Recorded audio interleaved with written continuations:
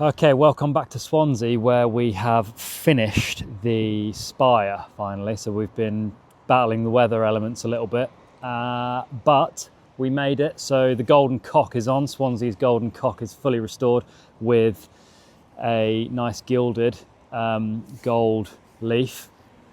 We've got a stainless steel spindle running through it.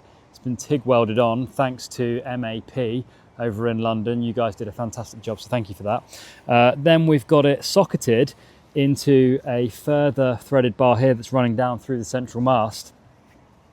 And to crown the lovely spire, we've got our finial ball that we've bossed to size, which was the same dimensions as what was there before, albeit it's code 8 now, so there's a bit of movement up here from the wind, but I'm thinking that's probably quite normal for weather vanes. So the whole spire's code 8, and what we're going to do now is we're going to go down a level at a time, and we're just going to quickly run you through what we did to get there. So when I first came to site and did my first video, this is the elevation that we were at, where we looked at all the broken planks and we looked at the lead that was just falling off. It had been fixed very dodgily.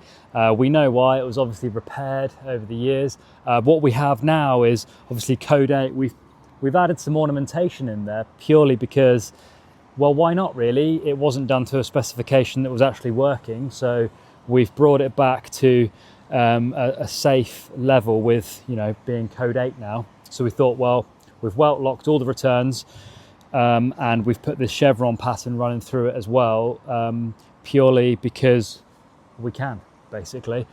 So yeah, we've got our capping piece here, which we're just going to put a weathering piece over the fixings on it. And we've got 3 cornices and then the big cornice at the bottom. And everything has been strapped, everything has been oiled a million times, and everything fit. So it's been quite handy, really, because it could have been a lot worse.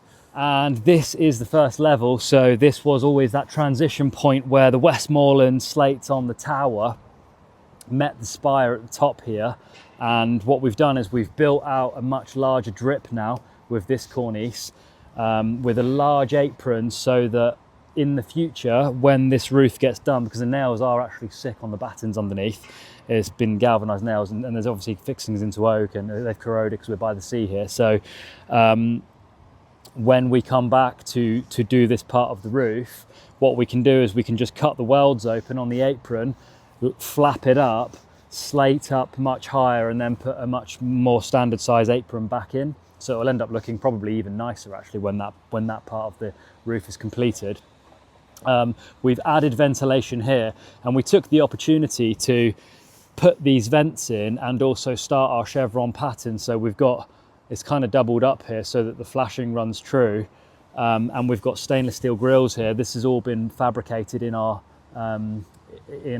unit, so everything has been made, nothing has been bought, so it's been quite a lovely job, really. We've got all the straps for prevention of wind uplift, and again, welt locks running all the way down to the bottom. So anyone that's done welt locks will know that it's not super easy, really, to be wrapping code 8 around itself a couple of times and then working up. So it looks pretty good, but let's have a little look around and just sort of see how the light changes the shape and the look of this.